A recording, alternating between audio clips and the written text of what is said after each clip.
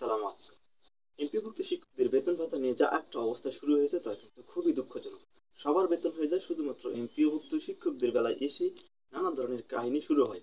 যদিও এমপিভুক্ত শিক্ষকদের বেতনটি গতকালকে রবিবার হওয়ার কথা ছিল, কিন্তু সেটি হয়নি নানা কারণে। তো আজকে সে আপডেটটি আপনাদের জানিয়ে দেব। পিডি স্টাডি চ্যানেলটিকে সাবস্ক্রাইব করে সঙ্গেই থাকবেন।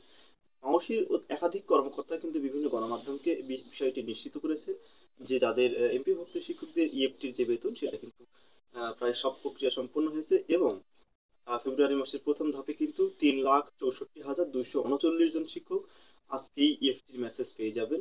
তারা কিন্তু আজকে দুপুর 12টার পর থেকে সন্ধ্যা পর্যন্ত সেই মেসেজটি পেতে থাকবে। তো 3,64,239 জন এমপিও শিক্ষকের ইএফটি মেসেজ আজকে পাবেন। বাকিদের ইএফটি ঠিক কখন হবে আমরা আপডেট পাওয়া মাত্রই আপনাদেরকে জানিয়ে দেব।